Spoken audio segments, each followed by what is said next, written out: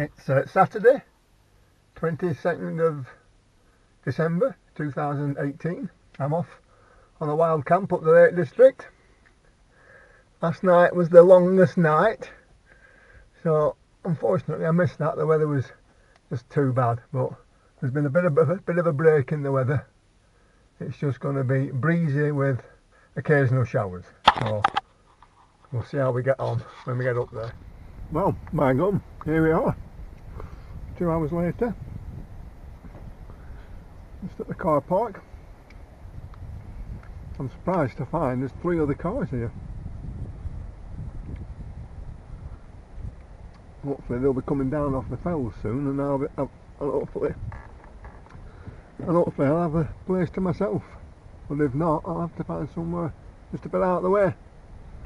The weather's looking generally quite good. Bit of a mist coming down there on the lower slopes. It's 7 degrees, 2:15 in the afternoon. I should get to the spot where I'm going to put my tent by 3:15. That'll give me best part of an hour to get set up, find some water, and prepare for the long night ahead.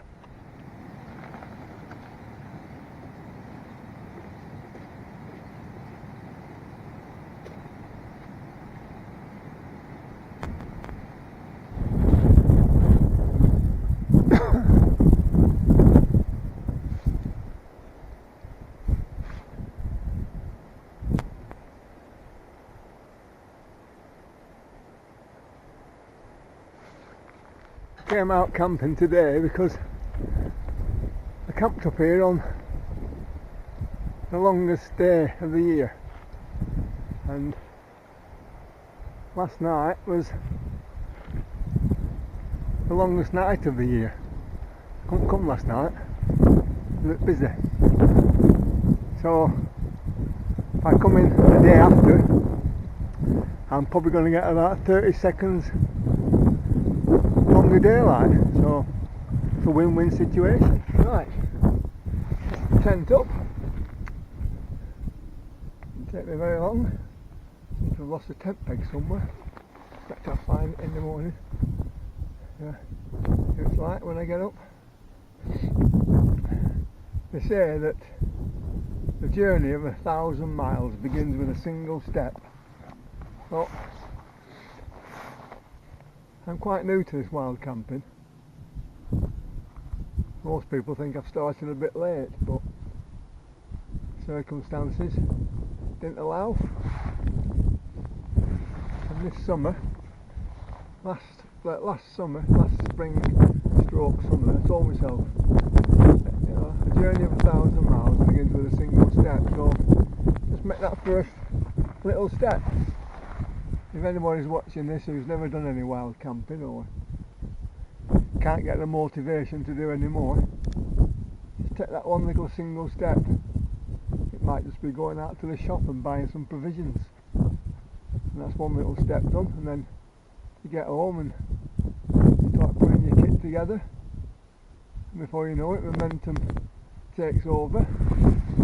You get the maps out, have a look, watch a few videos on YouTube, get a few ideas, set off, get it done, get out there, get it done. Right, battery's gone flat already. A bit like me, my battery's going flat. I think I need a bloody jump start sometimes. Right, so I'll see you in a bit. Get out there now. Look what time it is, I'll look on my watch. Got my dinner out. It's 5 o'clock, pitch bloody black. So I'm going to have a cup of tea, pass the time on a little bit. I went for a walk up at the reservoir, and a half a mile away. When I got there, I realised I'd left my steak in the tent. Oh bloody hell. The bloody fox is going to get my dinner. Little bugger. So I hightailed it back. And there it is. The fox didn't get it. Because that would have been a real bloody disaster, that. I would have had to walk down to the pub, which was 2 miles away. And that would never do. So, to pass a bit of time on, I'm going to have a cup of coffee. Soya filter, water from the stream, boil it, take the pan off, like that, open the gas, press the button, Helene, bingo, kettle on.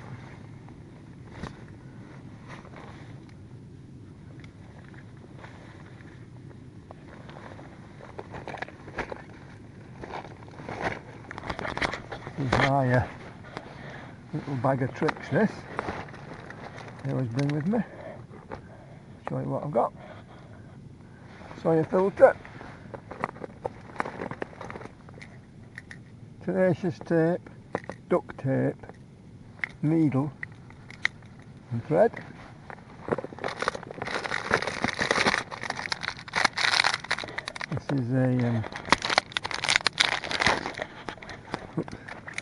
This is a titanium windbreak for my cooker.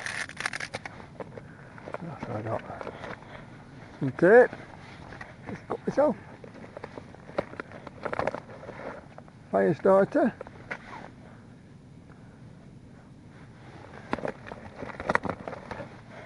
Spare fire starter.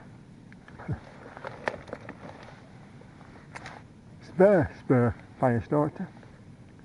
I don't think I had a piezoelectric igniter, would you? This is my little bag of details, this. Just says who I am, where I'm from, some telephone numbers, just in case somebody finds me. Peg, put the clothes out. Washing line, cotton for doing a bit of stitching, tiny little titanium gas cooker, comb, spare starter lighter, fire starter, toothpaste, pegs, my knife. I don't know I brought that for, I never used it. Toothbrush.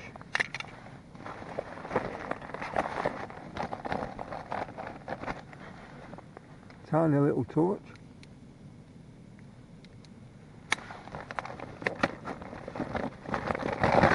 Set of instructions, what to do, how to get in touch with the mountain rescue,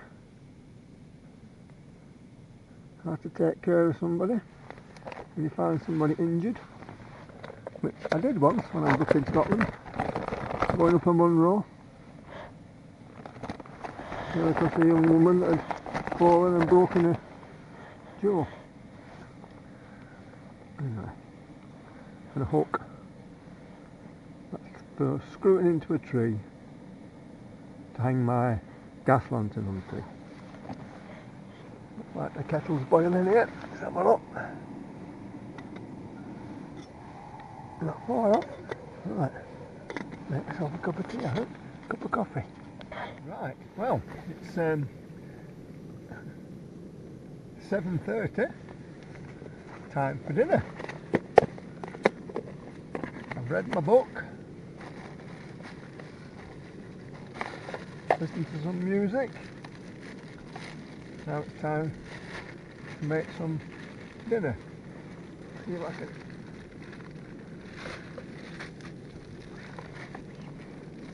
Some potatoes.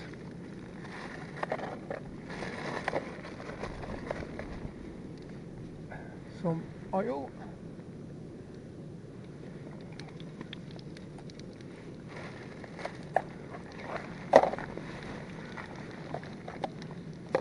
I haven't brought a spatula, unfortunately, so I'm going to have to bugger about with these.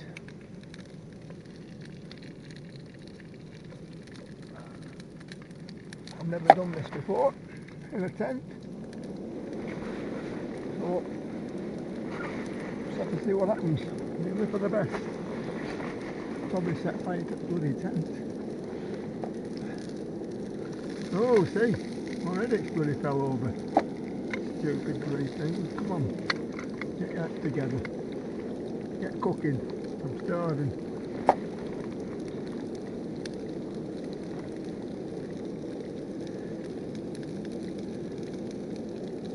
There's a chilly wind blowing up on this hill. I've got 2 pair of socks on, my jacket, long johns, trousers, 3 base layers and a hat. And I'm a bit cold, to be honest. I certainly wouldn't like to be up here if it was minus 3 or 4 degrees outside. Christ,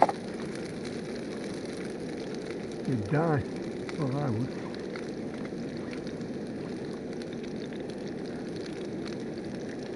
I don't know how you're supposed to keep warm.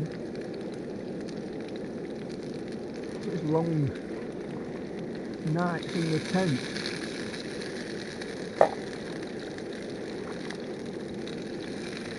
Sat around doing nothing. Can't sit outside, it's too bloody cold.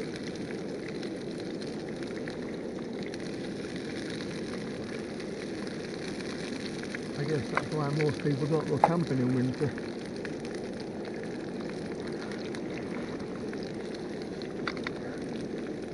Oh, I intend to camp every month of the year.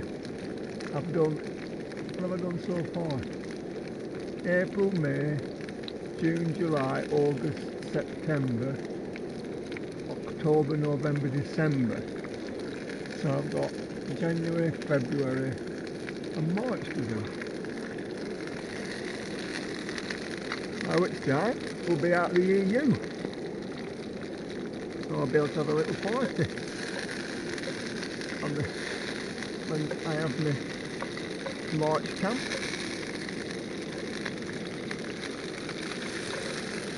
I can see this ending in bloody disaster.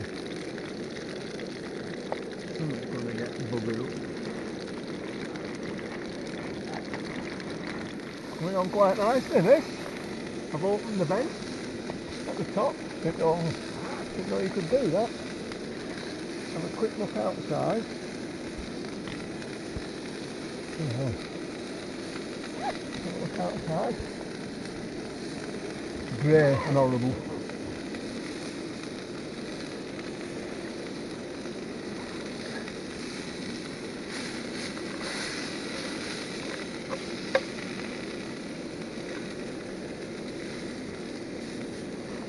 I don't want the steak to be raw, but I don't want the potatoes to be burnt. It'll be a bit of a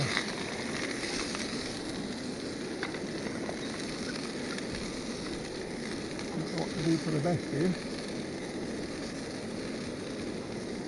Probably the best thing is to eat it straight out of the pan. Well, that might be a bit hot. Supposed to let a steak rest, but I'm not going to be able to do that tonight. It'll just go really cold. Really quickly, like I am. Coming on though.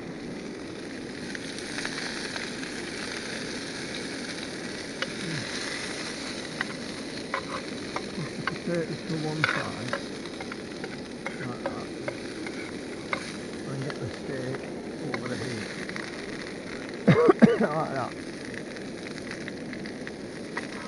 I'm tempted to have that little piece there, actually.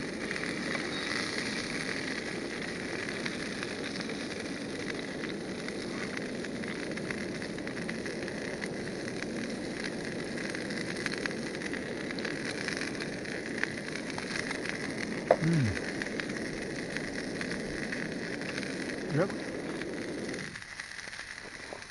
That's cooked. Yep.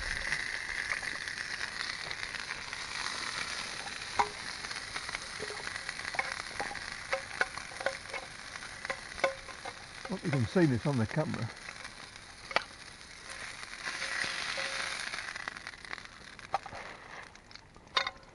Right. Well, there we have it. Steak and chips a la tent. Right.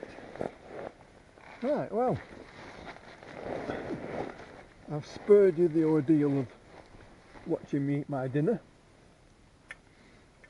The steak was very good. Potatoes were okay. A bit difficult to tell if it was bloody or not, because this light, the headlight torch, is the headlamp torch must be a funny colour, so it certainly wasn't overcooked, but I suspect it was slightly more done than I would normally like. However, we are in a tent after all, can't have everything, so now I'm having a glass of wine. Very pretty, very nice. There's a little bit of steak, the fat off the edge of the steak, I couldn't eat that. And I'm frightened of the bloody fox getting in the tent, basically. So I've put the pan with the bits of steak in it, and I've left it about 10 foot from the tent in the rocks. So I fully expect it to have gone in the morning. I've also left the wrapper from the steak. I've wedged it down between some rocks so it doesn't blow away. So it'll probably have that. It'll probably get that. I'm a bit cautious. Foxes. I was watching Scott's Wild Camper, his video. They went off for a walk, and when they came back, his bacon had gone. And when we were in Cyprus doing GR20 a couple of years ago, we slept in tents quite a few times, quite a few nights. And they told us, don't keep any food in your tent, because one year somebody got bitten by a fox. So that's why I don't want it coming in here tonight. I kind of wish I had my dog with me, because she'd soon see it off. Anyway, I've done the best I can. I've got it all outside. And if it's gone in the morning, then the fox will have had a good supper.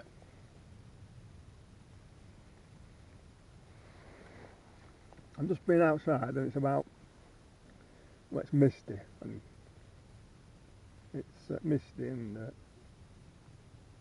cloudy, but it's not completely dark. I expected it to be pitch black, but you could certainly see enough to cautiously make your way if you had to. Of course, having a head torch you're not bothered about that, but I think if you get out there and have to make your way somewhere, your eyes adjust and you get this night vision, and you wouldn't be totally lost, you wouldn't be totally disorientated. It wouldn't be like being in a black room. There's enough light coming from the moon, I guess, to just make things to make things just enough visible to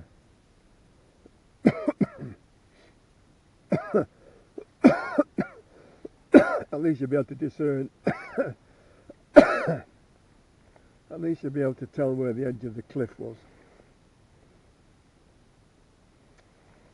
or the edge of a drop. You can make out the rocks, so you could very cautiously make your way to wherever you wanted to try and get to. Hopefully it won't come to that tonight. I've managed to pass the time on. It's around about 8:30 I think, which is not bad, because once I've had this glass of wine,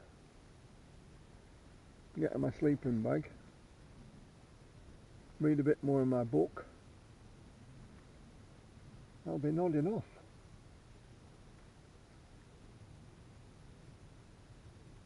Hopefully I'll sleep until it starts coming a bit lighter in the morning. There's heavy rain forecast from about 6 o'clock onwards, so I'll probably end up packing everything up that I can inside the tent, and then just dropping the tent at the last minute, sticking it in a wet bag, making my way back to the car. Although weather forecasts are notoriously bad.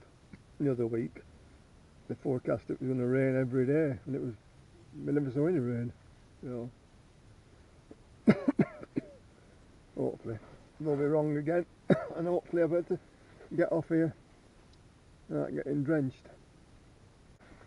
Well, what have I got to say about my 9 months of wild camping, being out, sleeping in the hills? This is my 13th time. I slept one night in Milliken Dalton's cave, so I guess that's wild camping. 14 nights, excluding tonight. I have to say I've enjoyed it. I haven't been very adventurous. Some people go to the top of the hills and go to the top of a different hill every time they go out. I've just stuck to Eskdale and the Duddon Valley. This YouTube. I subscribe to quite a few people's channels.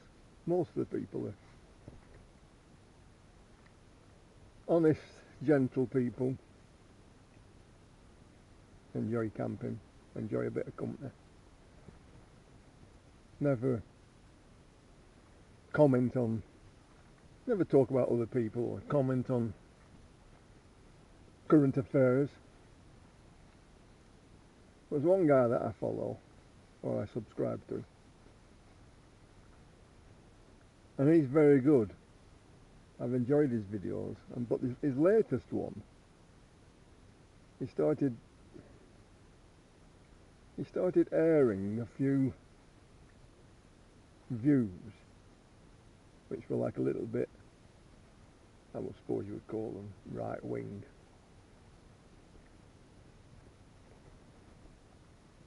And it got me thinking about,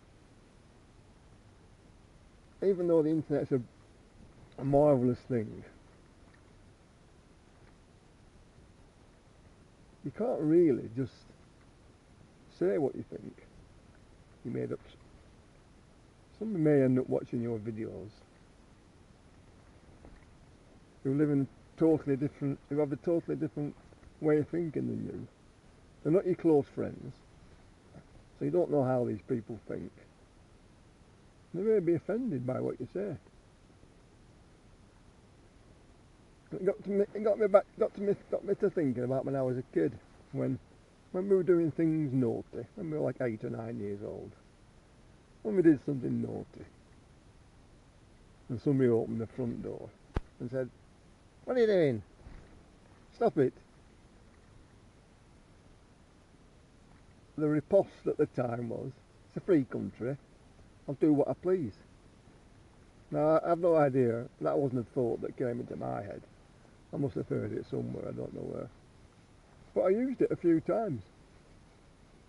It's a free country. And sometimes, now and again, if you got arguing with another boy, arguing about, I don't know, football or something, and he was and if you came out with a response, with a riposte, it's a free country, I'll do what I want. It wasn't unusual to get a smack in the mouth, which then resulted in a great big bloody brawl, at the end of which you were usually best of friends again. But on the internet, you can say things that you might say amongst your friends, because you can always backtrack and say, oh, I'm sorry, I was only kidding. But on the internet you can say things and you can upset people, and people can complain, people can report you, and people have been reported. Some people have got in trouble for it with the police. Some people have had their collars felt.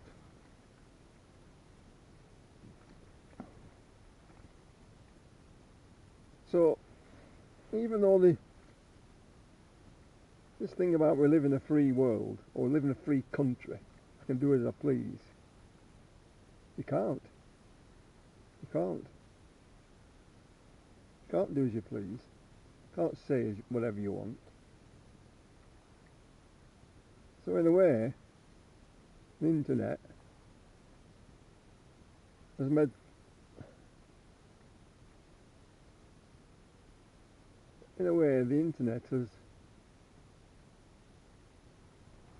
restricted people from saying what they think, and it's been an enemy of free speech.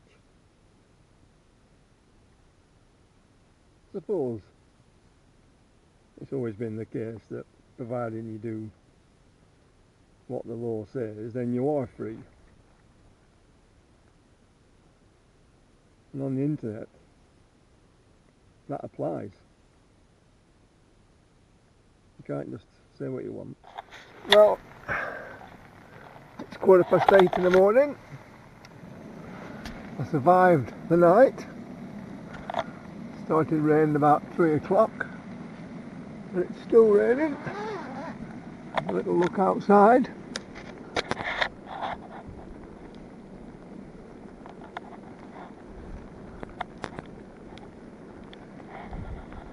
Typical Lake District day, really. No surprises there. Kettle's on. Make a brew. Get packed up and get out of here. See you later.